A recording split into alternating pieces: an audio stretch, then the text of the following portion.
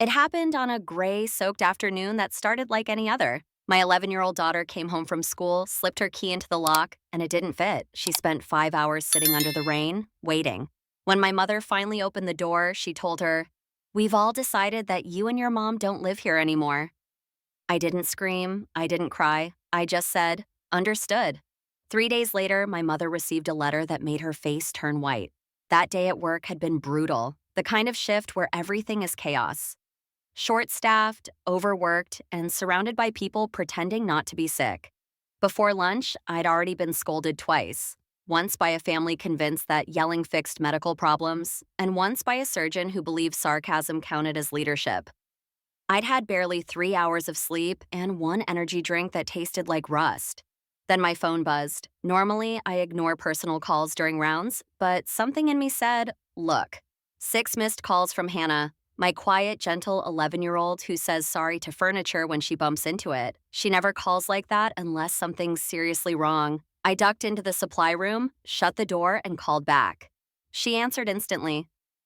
"Mom?" Her voice was tiny and tight, trying not to shake. "What's wrong, sweetheart?" I asked. "My key doesn't work." "What do you mean it doesn't work?" I said. "It won't go in. I think they changed the locks." "They?" I asked, already fearing the answer. "Grandma, maybe Aunt Brittany." I rubbed my forehead. "They wouldn't do that without telling me." Silence, then a small sniffle. "When are you coming home?" she asked. I looked at the clock, at least another hour before I could even think about leaving. "Honey, I can't right now," I said. "We're swamped." "Try calling Grandma again, okay? Or Aunt Brittany." "I did," she whispered. "No one's answering." "Keep trying," I said gently. "Someone will open soon." "Okay," she said, but her voice didn't sound convinced. When the call ended, I stood there staring at the shelves of gauze and gloves, telling myself it was nothing, a misunderstanding, a mistake. Then I shoved my phone back into my pocket and went back to work. 2 hours later, I checked again. 4 missed calls, one text. "Mom, I think they're here. Please come." My heart stopped. I stepped into the hallway and called. She picked up mid-sob. "Mom, they won't let me in." "Who won't?" I demanded. "Grandma and Aunt Brittany," she said between tears. "They told me we don't live here anymore. Grandma said to stop knocking, that I'm being dramatic." Something dark crawled through me. "Hannah, are you safe?" "I'm under the porch light," she said. "Is it still raining?" "Yeah." "Okay, stay there. Don't move. I'm coming. I didn't ask for permission." I found my supervisor and said, "My daughter's locked outside. Family emergency." He started to argue, but one look at my face was enough. 5 minutes later, I was in my car, soaked scrubs, trembling hands, rain hitting the windshield like nails. My brain flipped a switch. I wasn't a nurse or a daughter anymore. I was just a mother on the hunt. By the time I reached the house, it was dark. Hannah sat curled on the porch, knees to her chest, hair plastered to her face, her backpack beside her like a loyal dog. I ran to her, wrapped her up. She was freezing. "I'm sorry," she whispered, as if she'd done something wrong. "You have nothing to be sorry for," I said, my voice breaking. "You did everything right." Then the porch light flicked on and the door opened. My mother stood there, wine glass in hand, perfectly calm. "Elena," she said, pretending to be surprised. "What are you doing here?" "You changed the locks," I said flatly. "We needed privacy," she replied. "You locked my daughter out in the rain." "She's fine," she said. "She's 11. That look she gave me, the one that said, "You're overreacting." I'd known it all my life. "We've decided you and Hannah don't live here anymore," she said. "It's better this way." Less tension. "Who's we?" "Brittany and I." Of course. Behind her, my half-sister Brittany leaned in the doorway, phone in hand, feigning concern. "Mom, maybe this isn't the best time." "Oh, stop," Mom snapped. "It's been coming for a while." "You're an adult, Elena. You'll manage." I looked past them. Brittany's kids were sprawled on the couch, watching TV, their snacks on my daughter's blanket. The one with daisies she'd sewn herself. Something inside me went still. I didn't argue, didn't cry, just said, "Understood." Then I turned, took Hannah's hand, and walked away. We drove in silence. Rain beat against the roof like static. After a while, Hannah asked softly, "Are we going to be okay?" "Of course we are," I said. She nodded, watching the headlights smear across wet pavement. "Grandma doesn't like me, does she?" That question cut deep. I forced a smile. Grandma doesn't like anyone, sweetheart. Don't take it personally. She almost smiled back, almost. The quiet in that car was heavier than the storm outside. She fell asleep against the window while I kept driving, repeating my mother's words in my head. You and your mom don't live here anymore, because apparently, throwing out an 11-year-old counts as family management, and I wish I could say I was shocked. But when someone shows you who they are for decades, eventually you stop being surprised. You just start believing them. Because this didn't start that night. It started years ago. When I was a child, there were 4 of us in that house: mom, dad, Brittany, and me. My sister was 5 years older, louder, and somehow always right. When Brittany sneezed, Mom fetched tissues and sympathy. When I did, she told me to stop making noise. Dad, a hospital doctor, was gone most of the time, always between night shifts and early flights. When he was home, he smelled like coffee and antiseptic. He'd pat my shoulder, call me a good kid, then fall asleep in his chair with his boots still on. I adored him anyway. At least he noticed I was there. Mom didn't, unless she needed a target. I was dramatic if I cried, ungrateful if I didn't, too sensitive. Her favorite insult: if Brittany broke something, it was kids being kids. When I spilled a glass of milk, I got grounded. Fair enough. By 16, college looked like freedom. Any college, anywhere. Even community college sounded like paradise. Distance, I thought, would fix everything. It didn't. At 19, I met Hannah's father, older, charming, and full of promises. I mistook attention for love. A year later, I was pregnant. 2 years later, he was gone. A job in another state, or maybe another woman. What I remember most is sitting in the kitchen with a positive test in one hand and a half-finished nursing school application in the other, wondering how I'd do both, but you don't think. You just survive. Work, study, raise a child, repeat. We lived in a tiny apartment stacked with textbooks, bills, and takeout boxes. Not happy, but free, and that was enough. 3 years ago, my father retired. He wanted to make up for lost time. He actually did. He came every week with takeout and stories. Hannah adored him, and he adored her right back. It was the only time our house felt peaceful. Mom hated it. Every visit reminded her that I existed. Then he got sick, fast and unforgiving. She called me late one night, pretending to sound fragile. He needs help, Elena, she said. Translation: you're a nurse. Fix it. So Hannah and I moved in. I told myself it was temporary. Those 2 years were the only time that house ever felt like home. Perfect. Here's part 2, the continuation and conclusion of the full English paraphrase, keeping tone, pacing, and structure consistent with part 1 and within the total character limit. Dad was kind, grateful, gentle. I ran the house like a hospital ward: schedules, medication charts, meals, order.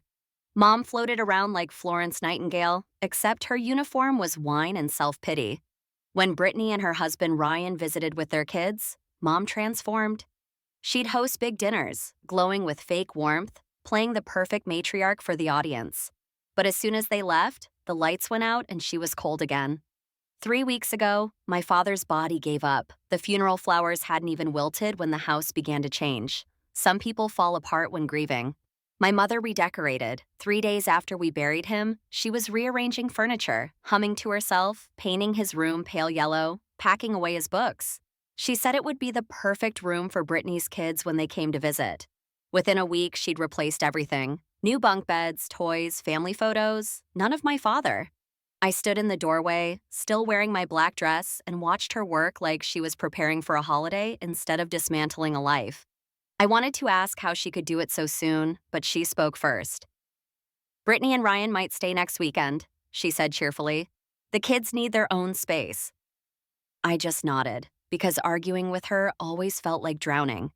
From then on, Brittany's family was there almost every weekend. They had their own laughter, their own keys, their own claim to the space. Somehow, Hannah and I, who actually lived there, became visitors. Mom called it healing. We were given the smallest room down the hall, 2 beds pressed against opposite walls. Mom called it cozy. I called it what it was: a warning. One night, I overheard her whispering to Brittany in the kitchen. "Rent's outrageous these days," she said. "It makes sense for you to live here full time." We'd all save money. Then quieter: Elena probably won't stay much longer. She was only here for her father.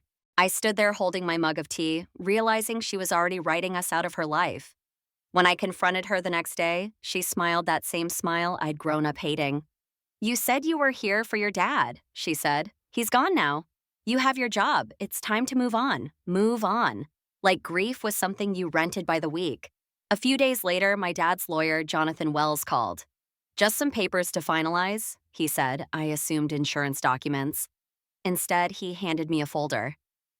"Your father placed the house in a living trust," he explained. "He wanted to make sure it went to you and Hannah." "It's legally yours," I froze. "You mean it's in your name," he said gently. "Your mother isn't listed anywhere." I left his office with the papers sitting unopened on the passenger seat, not ready to face what that meant. I thought I'd wait, let her grieve, let things settle. But 5 days later, she changed the locks. That night, I couldn't sleep. Every time I closed my eyes, I saw Hannah sitting in the rain, backpack by her side. By sunrise, exhaustion hardened into resolve. I called the hospital and took a few days off. Then I called Jonathan. "She changed the locks," I said. "Do you have the trust papers?" "Yes." "Bring them." His office was 10 minutes away. He flipped through the documents, calm and precise. "You're the trustee," he said. "She has no legal claim." "Then fix it. I'll draft the eviction notice. Give me 20 minutes. He typed, printed, sealed, and handed it over. The ink was still warm. An hour later, we were parked near the house. The rain hadn't stopped. Hannah was safe with a friend. I wasn't letting her see this. Jonathan walked up the driveway, umbrella in one hand, envelope in the other. I stayed in the car, watching. Mom opened the door almost instantly, all attitude and arrogance. Jonathan spoke calmly, handed her the envelope.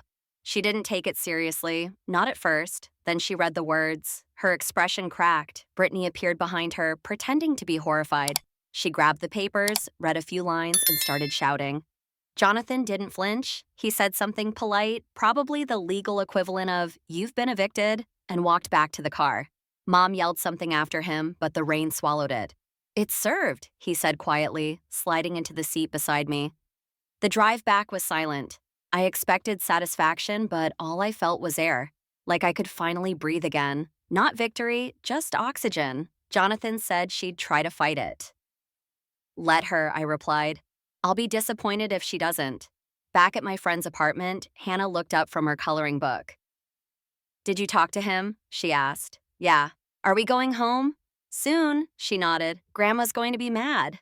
"She's been mad since the 80s, I said. "She'll survive." Hannah laughed, the first real laugh in weeks. That was when I decided that was the sound I'd protect at any cost. The next few days blurred together. Paperwork, court dates, rain. Jonathan called. "She's hired a lawyer. They're claiming you fabricated everything." "Of course they are," I said. "It's what she does." He filed for emergency possession. I'd already filed a police report describing how my mother had locked my daughter outside in the rain. The officer who took it looked disgusted. "That's neglect," he said. "You did the right thing." 2 days later, a judge signed the order. The court dismissed my mother's attorney's motion instantly. "The sheriff's office will enforce possession," Jonathan told me, "probably within the week." The morning of the eviction came faster than I expected. I woke before sunrise, nerves buzzing. The sky looked metallic again. Gray, heavy, waiting. I made coffee strong enough to melt a spoon and read Jonathan's message. 10 a.m. enforcement, standard procedure. I told Hannah I had errands. I didn't want her to see it. No child should watch their family be escorted out by deputies. When I arrived, 3 cars filled the driveway. Mom's, Brittany's, Ryan's. Of course, they'd all show up for the drama. 2 deputies stood at the door already. From the sidewalk, I could hear voices. Mom's high and angry, Brittany's tearful, Ryan's blustering. The door opened. Mom appeared, hair perfect, expression pure outrage. She pointed at me like I was the devil himself. "She's the one. She forged everything." The deputy didn't even look at me. "Ma'am, we have a court order," he said, firm but calm. Brittany raised her phone like she was filming. "You can't throw out a widow," she cried. Ryan folded his arms and muttered something about rights. The deputies explained that they had 15 minutes to collect essentials and leave. Mom laughed, the brittle kind that sounds like breaking glass. "You can't be serious." But they were. They stomped around the house, arguing, crying, slamming doors. Mom repeated, "This is my home." like saying it would make it true. I stood halfway up the walkway, hands in my pockets, rain on my face, saying nothing. Brittany came out first, clutching clothes and two framed pictures. One of her kids, one of Dad, stolen from his office. I almost said something, but stopped. Not my circus anymore. Ryan followed, glaring at me like I'd ruined his life. Mom came last. She paused at the threshold, eyes bright with fury. "I hope you're proud," she said. I wasn't. I was just tired. She walked past without another word. The deputies closed the door behind her. One handed me the keys. "It's yours now," he said. 3 words that weighed more than I expected. When their cars finally pulled away, I stood there in the drizzle, staring at the quiet house, the place that had been both cage and battlefield. I went inside. The air smelled like wine and dust. A half-full glass sat on the counter, a jacket over a chair. It looked like people had simply vanished mid-scene. I opened every window, letting the rain-soaked air drift through. For a moment, I thought I heard Dad's voice. "You did what you had to." That evening, I picked up Hannah. She climbed into the car and smiled at the boxes in the back. "Are we moving again?" she asked. "Home," I said. When we walked through the door, the house echoed. She ran from room to room, touching everything. "This is ours again," she said. "Yeah," I whispered. "It always was." 6 months later, peace finally feels normal. We haven't heard from them, no calls, no texts, no surprises. I blocked every number. I still hear bits of gossip. Small town whispers travel fast. Mom moved in with Brittany and Ryan after the eviction. That lasted a month before everything exploded. Mom started redecorating their home. New furniture, new rules. Ryan left after she locked him out one night. Now Mom and Brittany live together again, 2 women competing for air. Their fights even made it onto Facebook comments. Someone screenshotted it and sent it to me. Mom was selling Brittany's dining set. Brittany commented, "You don't even live here." Perfect symmetry. As for us, we're good. Hannah's helping me in the garden. She says plants grow better when you stop yelling at them. The house is quiet now, no new locks, no storms, and best of all, no one trying to move in. So, what do you think? Did I go too far, or just far enough?